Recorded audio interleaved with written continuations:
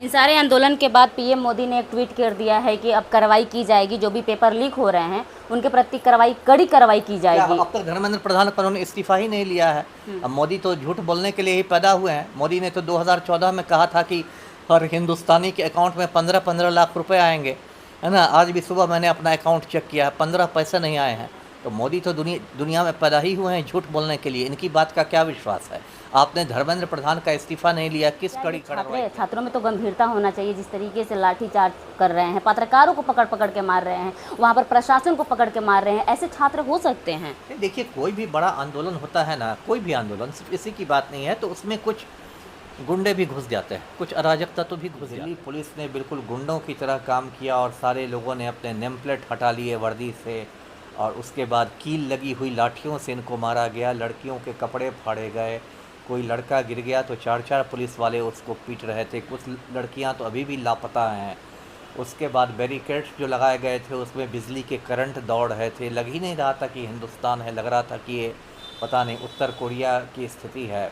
तब भी ये बच्चे संसद के करीब पहुंच गए और अंत मोदी जी को पिछले दरवाजे से भागना पड़ा। तो सरकार ने सोचा था, मतलब नरेंद्र मोदी और अमित शाह ने सोचा था कि इससे मतलब कुचल देंगे वे आंदोलन डरा धमका के, लेकिन उसका ठीक उल्टा असर हुआ। उसके बाद पूरा हिंदुस्तान ही समझिए जंतर मंतर हो गया और ये आंदोलन पूरे देश में फैल गया। अब तो बॉम्बे हो, कलकत्ता हो, बनारस हो, इलाहाबाद हो, सब जगह ये आंदोलन है। और कल पटना में भी जो दृश्य देखने को मिला वो एक अभूतपूर्व ही दृश्य था। कल देखिए पटना में आयशा वालों ने राजभवन मार्च रखा था। आयशा का मतलब होता है ऑल इंडिया स्टूडेंट्स एसोसिएशन, ये भाकपा माले की छात्र इकाई है। तो इन लोगों ने यही पेपर लीक और इन्हीं सब मुद्दों पर राजभवन मार्च रखा था। अब राजभवन को लोक भवन कहते हैं।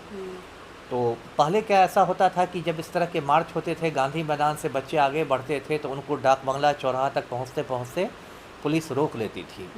और कल भी पुलिस की बहुत तैयारियां थी, बैरिकेड्स लगा दिए गए, वाटर कैनन था, लाठीचार्ज हुआ, सब कुछ हुआ।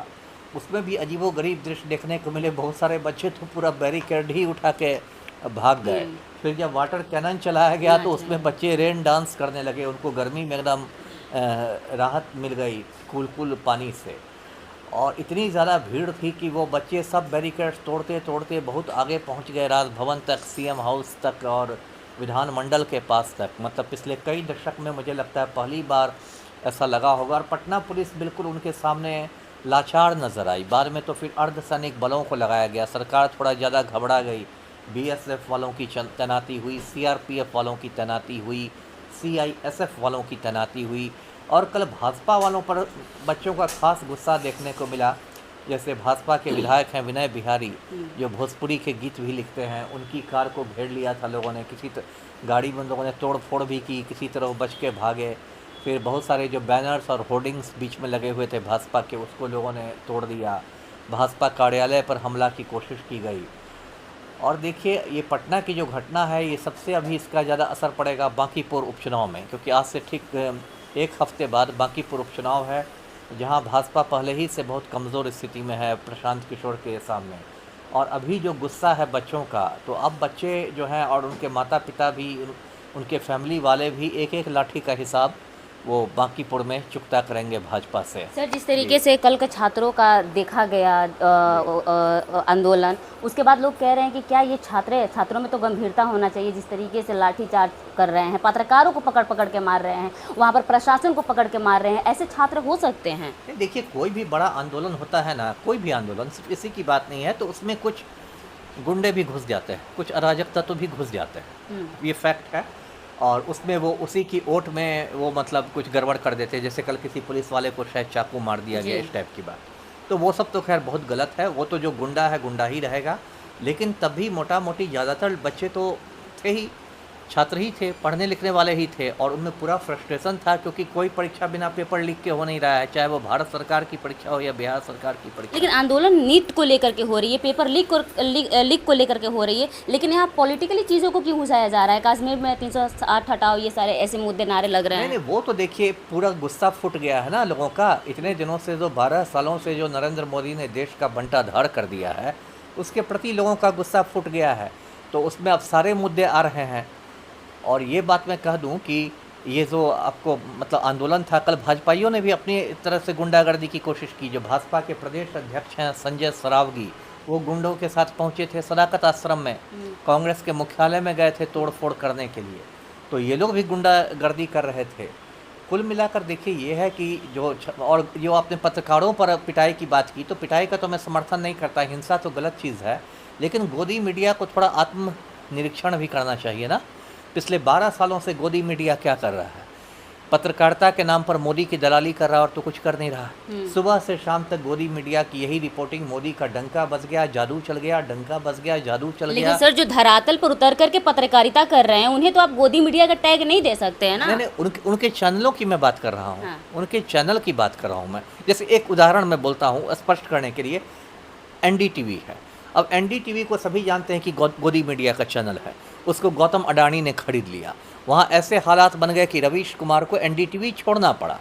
तो ठीक है, NDTV के किसी रिपोर्टर पर हमला हुआ, मैं हमले को जायज़ नहीं मान रहा हूँ, लेकिन जिस तरह से NDTV की छवि खराब हो गई है, उस वजह से बहुत जगह बच्चों का ये गुस्सा देखने को मिला।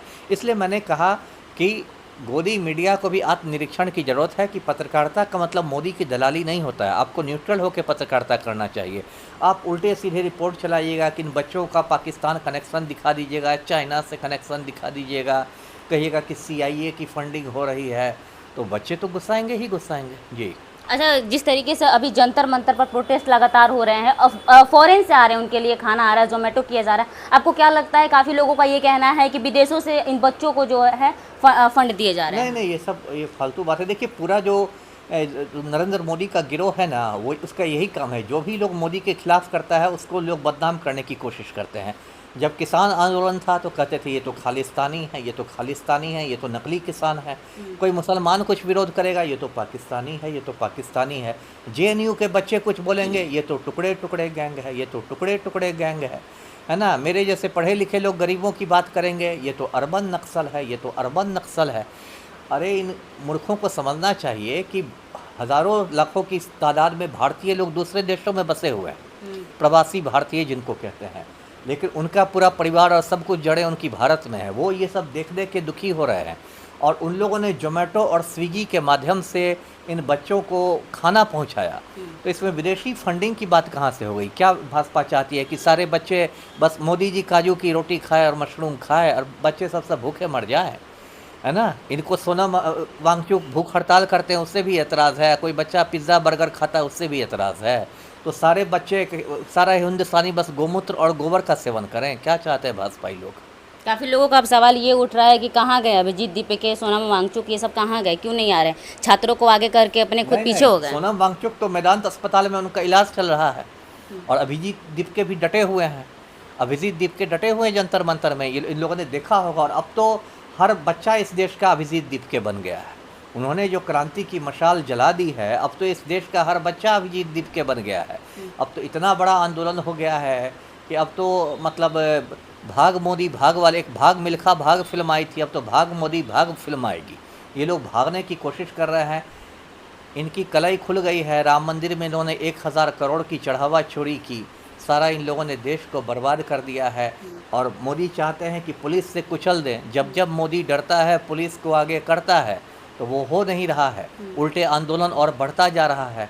तो अब तो आने वाले दिनों में तो ऐसे हालत होंगे कि मुझे नहीं लगता है कि इस बार स्वाधीनता दिवस पर मोदी जी लाल किला पर झंडा फहरा सर, पाएंगे। सवाल ये भी उठ रहा है कि ये लोग नीट पेपर लीक के आड़ में जो है देशद्रोही वाला काम कर रहे हैं, देश से भड़काने की कोशिश कर रहे हैं हमारे युवाओं को। नहीं, ये तो भाजपा के दलाल हैं जिनके दिमाग में गोबर और गोमूत्र भरा हुआ है।